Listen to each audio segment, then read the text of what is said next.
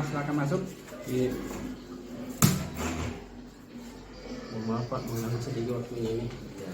Ini Pak, ada tugas ini Pak dari CBP untuk mewawancari Bapak. Iya. Terkait dengan selama ini Bapak memimpin sekolah, teknik-teknik pengambilan keputusan Pak. Insya Allah Pak tidak lama waktunya. Saya hanya butuh mungkin 15 menit. Oke. Iya. Ada 8 mungkin pertanyaan. Mungkin bisa langsung saja Pak. Boleh. Iya. Baik Pak. Ya. Langsung saja Pak, untuk nomor 1. Iya. Kira-kira selama ini Bapak, bagaimana Bapak mengidentifikasi kasus-kasus yang merupakan dilema etika, ataukah dia berupa kasus bujukan moral? Oh iya. Begini. Iya. Pertama, tentu saya akan melihat bagaimana tingkat kasus itu. Iya. Apakah kasus itu berdilema etika atau moral? Iya. Nah, kalau memang dia beretika, berdilema etika, nah, tentu kan tidak ada katanya dengan aturan pelanggaran. Oh begitu Pak ya. Ya. Nah, tentu sebaliknya kalau memang dia etika moral, ya tentu kan ada hukum-hukum yang Harus kita ditaati itu. Saya kira seperti itu saja. Oh begitu Pak ya. Ya. Baik Pak. Selanjutnya Pak, kalau selama ini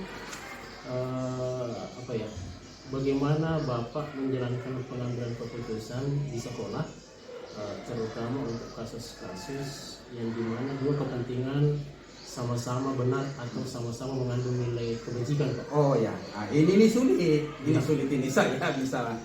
Tentu kalau saya sebagai penentu kebijakan akan melihat itu, kasus itu, kalau memang dia sama-sama ini ada di pihak yang benar, tentu kami tidak bisa mengambil suatu keputusan tersendiri. Tentu saya akan mengambil keputusan dengan duduk bersama, ya, dengan rekan-rekan, dengan wakil-wakil kepala sekolah yang ada. Kami minta jawab bagaimana untuk solusi ini. Saya tidak berani itu untuk kalau memang kasus yang sama dengan begitu.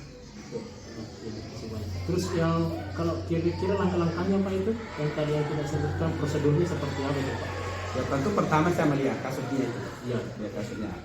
Ya bagaimana tingkat kasus itu. Iya. Seperti itu.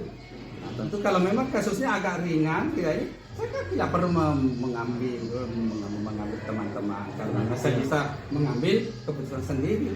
Tapi kalau memang saya anggap itu berat, tentu saya akan melibatkan teman-teman yang ada di sekolah itu. Terus kira-kira hal-hal apa saja Pak yang selama ini Bapak anggap efektif dalam pengambilan keputusan pada kasus-kasus dilema etika? Ya, jika masalah yang berhubungan dengan tenaga pendidik dan tenaga pendidikan, saya lebih mendahulukan teknik komunikasi dengan personal yang bersangkutan. Namun jika masalah kepentingan umum yang efektif adalah berkomunikasi dengan semua rekan guru dalam rapat. Terus yang kelima, kira-kira hal-hal apa saja ini Pak yang selama ini merupakan tantangan dalam pengambilan keputusan yang kasus-kasusnya masuk ranah dilema etika Pak? Oh ya, tentu hal ini tantangan ada pada tantangannya saya kira ada pada yang pertama memikirkan dampak jangka panjang dan pendek. Yang kedua pertimbangannya rasa keadilan dan kemanusiaan atau kasih sayang. Pak ya. Pertanyaan selanjutnya Pak, kira-kira Bapak mengatasi masalah khusus di dalam ini Pak, apakah Bapak membuat jadwal tertentu untuk mengatasi masalah, ataukah Bapak menyelesaikan masalah itu di tempat, ataukah memiliki sebuah jadwal khusus untuk menyelesaikannya? Oh iya iya. Iya. Nah, jadi sifatnya tentatif sesuai keadaan. Oh begitu Pak ya. Masalah yang harus diputuskan dengan segera, maka saya juga akan bertindak dengan segera. Segera. Oh begitu Pak ya. Nah, begitu juga masalah yang ada kelonggaran waktu, dilema Iya. dilema etika maksud saya ini Iya. yang berat, maka saya jadwalkan untuk rapat dengan teman-teman Teman-teman itu. begitu. Oh jadi kalau misalnya berat masalahnya Bapak mengambil keputusan dengan bersama dengan teman-teman dulu. Iya. Kalaupun misalnya berat, berarti Bapak menjadwalkan khusus untuk Iya, rapat. kalau memang berat ya saya akan jadwalkan. Terus adakah seseorang Pak ini atau faktor-faktor apa saja yang selama ini mempermudah atau membantu Bapak mengambil keputusan dalam kasus-kasus beliau? Jadi semua guru selalu terlibat aktif dalam penyelesaian masalah. Mungkin ada tambahan itu Pak selain terkhusus untuk guru-guru?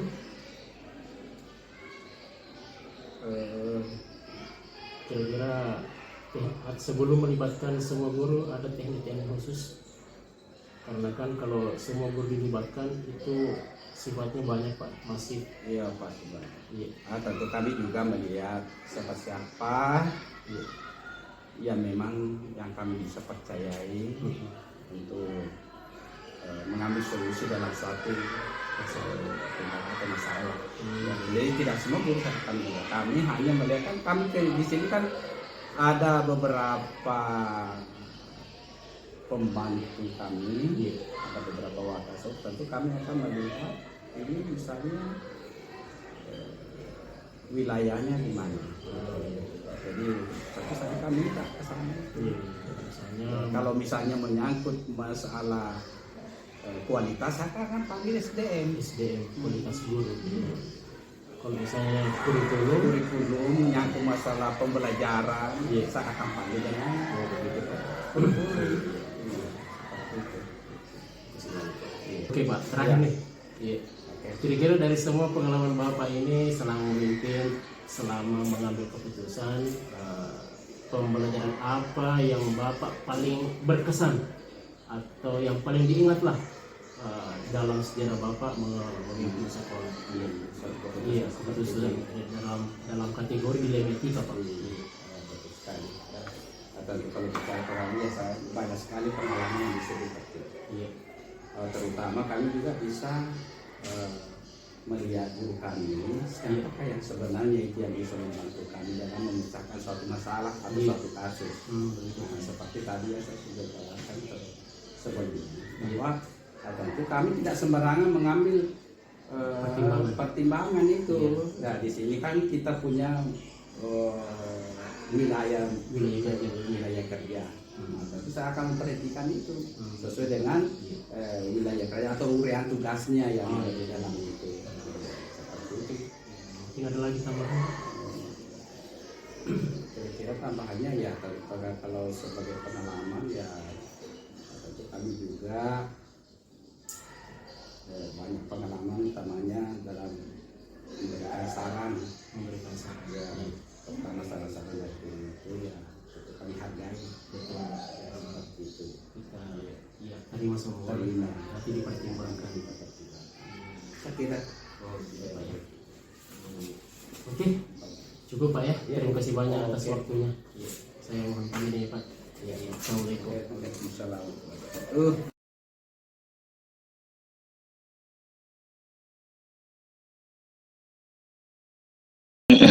Oke. Assalamualaikum Pak Mumayis. Waalaikumsalam warahmatullahi wabarakatuh. Minta maaf ini mengganggu waktunya sejenak. Mohon dimaklumi karena kondisi waktu dan target yang harus kami tepati sebagai peserta CGP untuk menuntaskan tagihan kami dalam program CGP ini. Salah satu tugas kami yaitu mewawancarai kepala sekolah 2 atau 3, ya kayaknya hanya bisa saya penuhi 2, terkhusus mengenai materi kepemimpinan ini Pak. bagaimana tentang selama ini kondisinya pasti kita dihadapkan dengan dua masalah di sekolah. Itu biasanya kasus-kasus itu ada istilahnya dilema etika dengan bujukan moral. Iya, kalau mungkin ya mungkin hanya 10 sampai 15 menit Pak, saya ambil waktunya. Langsung saja Pak ya. Iya, silakan. Oke. Jadi kira-kira Pak, selama ini Bapak memimpin instansi SMK Negeri 3 Sopeng, bagaimana Bapak dapat mengidentifikasi kasus-kasus yang Bapak yang bisa dikategorikan dia masuk kelompok kasus dilema etika atau bujukan moral? Baik, terima kasih. Proses kepemimpinan yang saya lakukan selama ini di SMK Negeri 3 adalah pembagian tupoksi kerja. Artinya kalau yang menyangkut mengenai kasus seperti ini, biasanya untuk kami di SMK Negeri 3, tupoksi kerjanya ini dia dibawa naungan dari kesiswaan dan BK.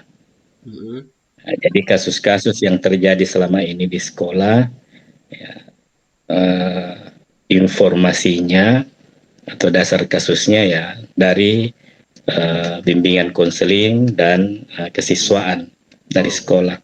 Oh begitu Pak. Jadi maksudnya jadi itu proses identifikasi awalnya. Bahwa ketika di BK-nya sendiri itu ada alur-alur dari kejadian-kejadian yang terjadi di sekolah. Misalkan ketika kasus itu berhubungan dengan siswa, maka itu awal penanganannya harus dimulai dari wali kelas. Kemudian kalau dari wali kelas tidak mampu untuk menyelesaikan masalahnya, baru ke bimbingan konseling. Nah, setelah dari bimbingan konseling dan itu tidak mampu lagi ditangani, barulah ke wakasek kesiswaan. Nanti setelah dari wakasek kesiswaan baru ke kepala sekolah. Jadi itu proses identifikasi kasusnya. Identifikasi kasus ya, mulai dari wali kelas ke BK, baru ke Bapak di begitu kesiswaan dulu. Kesiswaan, baru ke sekolah. Kepala sekolah. Nah, oke. Kasus yang misalnya yang muncul itu Pak, apakah dari identifikasi itu sudah ada pengkategorian jenis kasus? Apakah dia masuk dalam dilema etika ataukah bujukan moral? Begini, konsep dari kasus yang dimaksud oleh dilema etika adalah kasus yang sebenarnya penanganannya kalau kita merujuk pada aturan sekolah, memang ini mudah untuk diselesaikan. Kenapa? Karena dia kan diperhadapkan oleh dua dua data yang sama-sama benar. Contoh kasus misalkan anak itu tidak masuk ke sekolah mungkin 3 minggu atau 1 bulan. Tapi di kasus yang berbeda, anak itu sebenarnya pintar, mampu mengikuti mata pelajarannya. Sehingga penanganan kasus seperti ini sebenarnya dia harusnya dilakukan diskusi. Jadi tidak langsung kita mengambil kesimpulan, tapi dilakukan diskusi yang mana kira-kira pilihannya yang dampaknya paling kecil. Nah, kalau dia berdampak paling kecil, itulah yang kita pilih. Kalau dampaknya besar, kemungkinan itu yang kita hindari.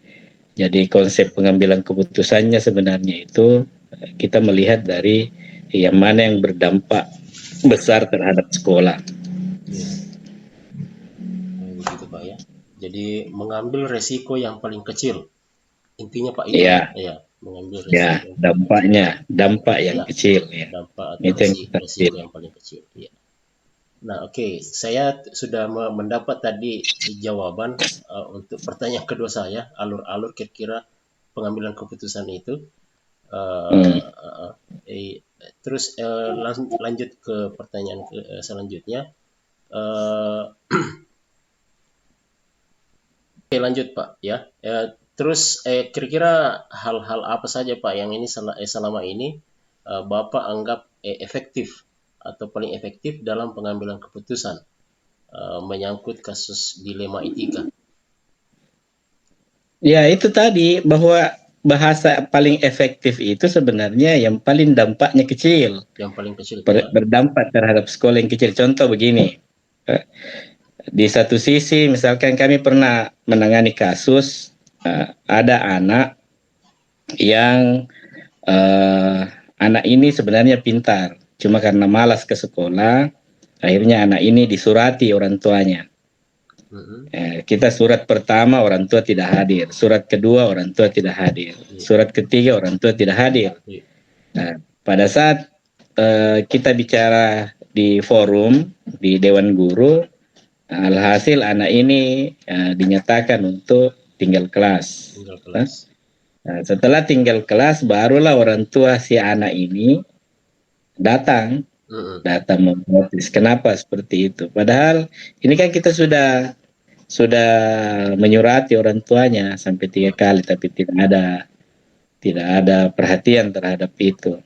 Nah, kemudian setelah saya sampaikan kayaknya neneknya yang tidak menerima, dan kebetulan neneknya ini kenal baik dengan Pungajendang. Pejabat istilahnya. Jadi Pungajendang ini langsung menelpon saya.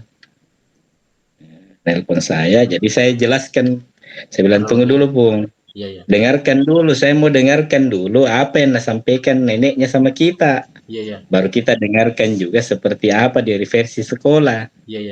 Nah, setelah di cross check, diluruskan, dengarkan ceritanya, salah pun tidak begitu ceritanya, begini ceritanya. Nah, setelah didengarkan baru dia sampaikan, oh kalau begitu paling jangan bisa ikut campur, nanti saya ikut kan. Nah, itu yang saya maksud dengan kasus yang bisa saja nanti berdampak besar kalau tidak ditangani secara serius. Kalau ini kan ini kan ceritanya kalau seandainya kita tidak menanggapi dengan baik, dan mungkin saja kalau kita tidak tahu seperti apa dari keluarga mereka kan, bisa saja nanti dia bawa ke sesuatu hal yang lebih luas nanti ranahnya dia kasusnya. Nah, belum lagi kalau misalkan keluarganya ada lagi yang dari media misalkan mempertanyakan. Nah, itu yang kita harus carikan memang jawaban-jawabannya. Makanya dalam pengambilan keputusan biasanya di sekolah kita ini harus berdasarkan data. Ketika data itu tidak valid, ya jangan coba-coba untuk mengambil keputusannya. Betul. Tapi kalau sudah kuat data, sudah tanya BK bagaimana data, oke. Dari wali kelasnya bagaimana data, oke. Baru kita sama-sama mengambil keputusannya. Kira-kira tantangannya ada nggak itu Pak kalau seperti ini menurut Bapak? Kalau pengalamannya Bapak? Tantangan itu sebenarnya membutuhkan waktu yang cukup lama. Artinya untuk mengkaji kasus itu tidak ujuk-ujuk langsung mengambil keputusan. Jadi kita harus pertimbangkan dulu, kita dengarkan dulu ke dua sisi. Satu dari sisi keluarga si anak, satu dari sisi warga guru. Karena terkadang itu pengambilan keputusan ada beberapa rekan guru ketika ditanya tidak ada problem itu anak, tapi ada juga beberapa rekan guru ada problemnya. Nah, ini yang kita mau kasih baku cocok. Mungkin gurunya yang tadi tidak ada problem, tidak punya data. Ya, contoh misalkan contoh misalkan di mapel tertentu itu anak malas, di mapel yang lain rajin. Saya rajin juga Pak. Nah, ini kan tidak boleh juga ujuk-ujuk langsung disalahkan siswanya, malas siswanya. Seperti gurunya yang tidak terlalu baik. Betul. Belum menemukan cara yang terbaik untuk mendidik anak itu. Sehingga dia bisa itu yang banyak terjadi sekarang. Yang banyak terjadi sekarang itu sebenarnya guru banyak tidak mendidik, tapi hanya mengajar. bagaimana mentransfer knowledge-nya toh. Iya. Tapi dia ndak pernah sentuh di pendidikannya. Iya. Itu. Mendidiknya. Iya, pendidikan yang dia ndak sentuh. Nah, terkait masalah teknis lagi nih Pak, sepertinya tadi sudah disinggung sedikit, tapi saya mau lebih telisik lagi. Kira-kira penyelesaian kasus itu, ya mungkin ada kasus yang bisa langsung diplot, langsung diambil keputusan. Ada juga mungkin kasus yang butuh penanganan khusus yang ya kira-kira perlibatannya beberapa warga sekolah atau apalagi namanya beberapa guru termasuk pembantu-pembantu Bapak, ataukah mungkin prosesnya itu kemudian Bapak menjadwalkan khusus untuk mengagendakan atau diagendakan khusus dalam rapat guru mungkin Pak? Ada mungkin seperti itu? Saya kira mungkin kan ini ada dua tadi pertanyaannya, toh. Iya. Ada kasus dilema etika. Iya. Kalau yang kasus dilema etika ini yang biasa kami tempuh itu ya cukup lama karena kita harus dengarkan kedua belah pihak. Tapi yang kasus satu apa tadi selain dilema etika? Bujukan moral. Nah, apa? Bujukan moral. Nah, kalau yang bujukan moral kan sudah jelas, toh. Iya. Bahwa itu memperbandingkan antara yang baik dengan yang jelek. Iya. Pasti yang kita sudah bisa langsung memutuskan kalau yang itu. Iya, iya. Karena tidak mungkin yang salah kita mau pertahankan, tidak mungkin yang buruk kita mau pertahankan, toh. Jadi ketika dia istilahnya kasusnya masuk ke dalam kasus bujukan moral, ya ini mudah untuk kita mengambil keputusan. Iya. Tapi kalau dia kasusnya mengarah ke dilema etika, nah itu tadi. Yang saya tempuh itu ya saya harus libatkan semuanya. Libatkan wali kelasnya, libatkan BP-nya, libatkan guru-guru mapel yang mengajar. Bahkan kita libatkan juga, kita biasa tanya teman-temannya, sekitaran rumahnya seperti apa, toh? Iya. Oke Pak, saya paham. Selanjutnya nih Pak. Nah tadi Bapak sempat bilang melibatkan semua guru.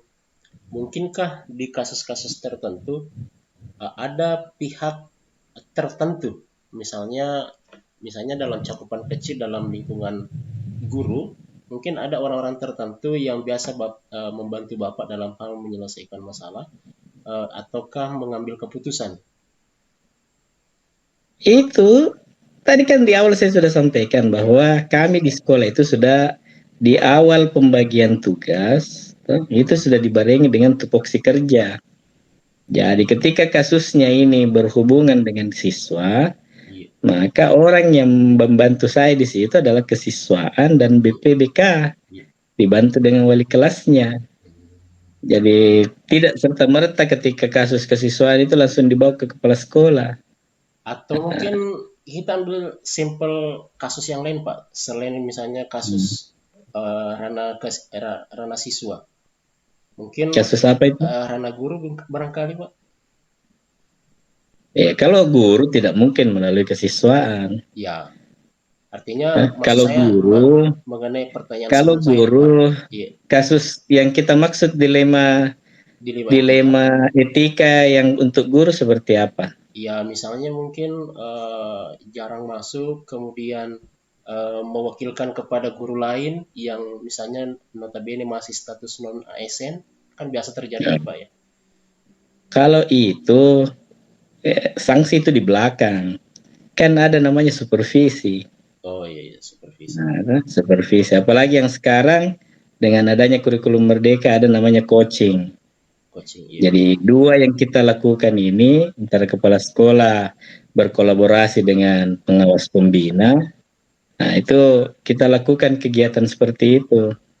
Jadi supervisi itu sebenarnya kita hanya melihat seperti apa kinerja dari gurunya, baik dalam hal penyiapan pembelajarannya sampai dengan proses dan penilaiannya.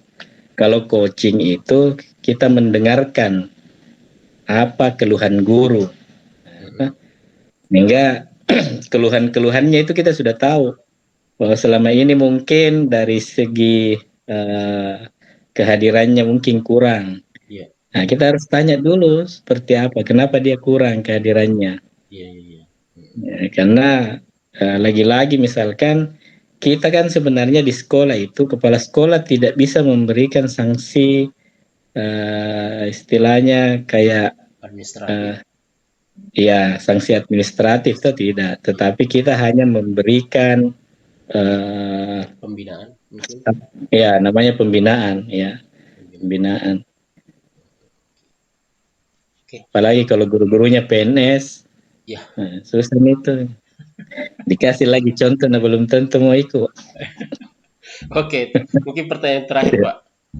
Ya. Oke, dari semua yang telah disampaikan tadi, kira-kira pembelajaran apa yang dapat Bapak petik atau kita petik bersama dalam pengalaman pengambilan keputusan? Atau mungkin begini, selama Bapak memimpin, hal apa yang paling menarik? Atau mungkin ada kisah atau pengalaman Bapak yang paling menantang mungkin keputusan saat itu yang kira-kira mengambil banyak tenaga atau emosi Bapak pada saat mengambil keputusan? Kalau di sekolah itu sebenarnya khusus untuk warga tidak ada masalah. Pengambilan keputusan mudah. Kenapa? Karena sifatnya kan bisa dibicarakan. Iya. Selama kondisi tidak ada miskomunikasi, saya kira hal-hal yang kita rasa besar itu akan mudah untuk diselesaikan. Bahkan bisa jadi kecil. Tantangannya sebenarnya pengambilan keputusan ketika kita sudah berhubungan dengan kebijakan yang sifatnya tiba-tiba datang dari atas. Nah, tiba-tiba misalkan karena ini kita tidak ada perencanaan misalkan di awal untuk 1 tahun tiba-tiba diharapkan oleh pimpinan harus melakukan sesuatu yang tidak ada dalam pola perencanaan. Karena lagi-lagi kan kita adalah bawahan yang harus memperlihatkan bagaimana sinergitas, bagaimana loyalitasnya terhadap pimpinan. Ya itu yang biasa sebenarnya menguras. Jadi bukan cuma menguras tenaga, menguras yang satunya. Nah itu kita paham itu. Oh, Kadang intinya kegiatan yang tidak diprogramkan itu yang membuat banyak menguras tenaga, pikiran dan kantong Bapak ya. Iya. Okay. Dan memang kondisi nyatanya itu sebenarnya hal-hal yang biasa dituliskan secara teori, kalau kita sudah berhadapan dengan dunia nyata biasa sangat berbeda jauh. Bahkan ada yang kami rasa ini 360 derajat. Bukan lagi 180, 360. Kalau 360 memang kembali itu mutar pokoknya putar mentom itu. Ya, membelakangi. Kadang kalau kita lihat memang di teori ya memang bagus. Artinya ketika itu memang bisa dilakukan ya memang bagus. Tapi kembali lagi bahwa setiap institusi, setiap organisasi kan punya budaya masing-masing. Kadang budaya itu yang biasanya teman-teman ini agak susah untuk keluar dari zona nyamannya. Ini yang selama ini kita rasakan. Alhamdulillah selama 5 tahun ini 2 tahun pertama itu memang sangat berat. Merubah kebiasaan teman-teman itu. Ya, kita tahu kan? Ya, merubah kebiasaan yang kita misalkan taruhlah pimpinannya jauh lebih muda dari bawahannya. Nah, kadang biasa kita lari kencang, anak-anak teman-teman masih ada di belakang. Apalagi ada itu yang kita senioritas. Ya, itu yang biasa kita samakan ritmenya samakan ritme jalan. Tapi alhamdulillah ya di tahun kelima ini ya teman-teman saya lihat sudah mulai banyak perubahan, utamanya dalam hal bagaimana meningkatkan mutunya. Bukan cuma mutu sekolahnya tapi mutunya dia. Mutunya ya bagaimana mereka bersaing di luar itu sudah kelihatan nih. sudah kelihatan bahwa mereka sudah mau mulai bersaing. Selama ini mungkin terlalu lama dia dikungkung dengan mindset bahwa biar begini Cukup, kak. ya cukup begini Tahu, saja. Ya. ya. Tapi setelah diperlihatkan bahwa selama beberapa bulan terakhir ini banyak yang datang ke sekolah, mulai Tommy malu-malu. Oh begitu. Tommy malu-malu, mulai juga berbuat kak. Saya bilang, kalau tinggal diam ini, ketawa orang. Masa kita mau dicontoh baru kita tinggal diam. Mulai juga berubah. Oke, kayaknya cukup jawabannya Pak, maksudnya cukup luas pengalaman juga saya dapat dari Bapak selama memimpin SMK 3 Sopeng. Luar biasa waktu yang sudah dikasih, kesempatan juga menjabat selama 5 tahun, luar biasa. Mungkin sampai di sini Pak ya. Terima kasih atas waktunya, atensinya dan jawabannya. Tidak ada kata lain, hanya terima kasih. Alhamdulillahirrahmanirrahim. Assalamualaikum warahmatullahi wabarakatuh. Waalaikumsalam warahmatullahi wabarakatuh.